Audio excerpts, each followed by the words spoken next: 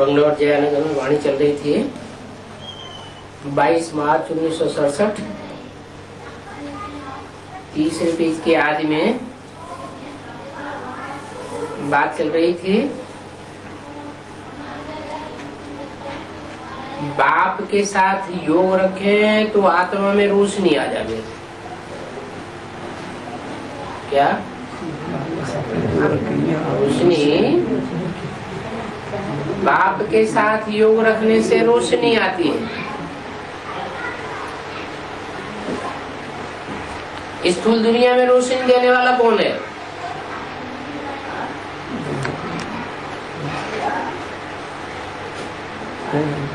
ये दुनिया है, इसमें रोशनी कब होती है?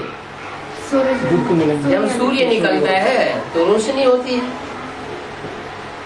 क्योंकि सूर्य का संग मिलता है तो आंखों में रोशनी जगमगाती है, चारों तरफ उजेला हो जाता है। ऐसे ही ये जो ब्राह्मणों की संगम की दुनिया है, इसमें जिनका बाप ज्ञान सूर्य के साथ योग लग जाए तो आत्मा रोशनी में आ जाए। योग में ना रहने के कारण अंधेरा हो गया है। किसके साथ योग में न रहने के कारण?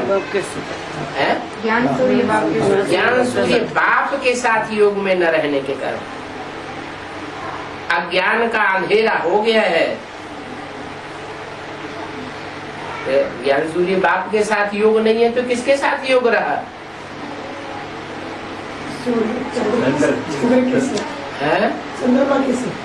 शंकर पार्टी से योग रहा, चंद्रमा से योग रहा।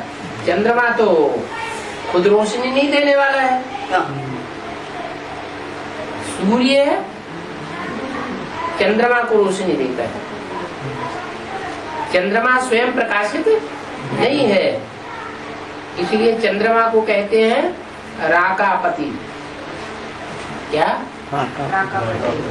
रात्रि का स्वामी। अज्ञान रात्रि का स्वामी कौन? चंद्रमा। और सूर्य ज्ञान दिन का स्वामी। तो योग किसके साथ रखना है? जरूर है, ज्ञान सूर्य के साथ योग रखेंगे तो आत्मा में रोशनी आएगी। तो अभी अंधेरा हो गया है, इसलिए बच्चों को बाप कहते हैं जितना याद में रहेंगे उतनी ही तुम्हारी आत्मा की लाइट बढ़ती जाएगी। क्या? आत्मा की लाइट कैसे दिखाई पड़ती है?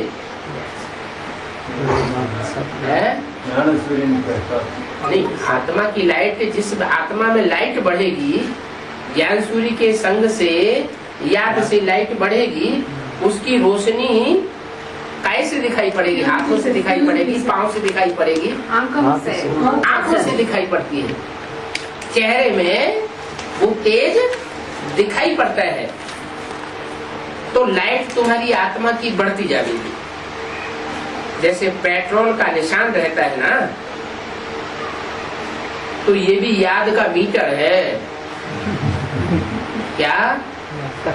याद का स्टॉक जिसका ज्यादा होगा तो वो मीटर बतावेगा कि इनकी आंखों में चमक आ गई।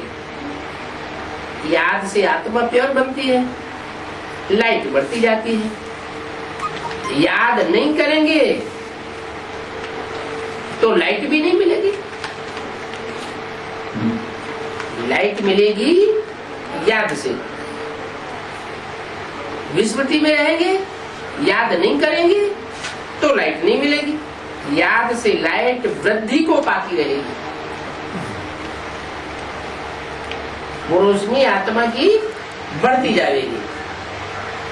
याद न किया और कोई पाप कर्म, विकर्म, विपरीत कर्म कर लिया, श्रीमत के खिलाफ कर्म कर लिया तो लाइट कम हो जाएगी।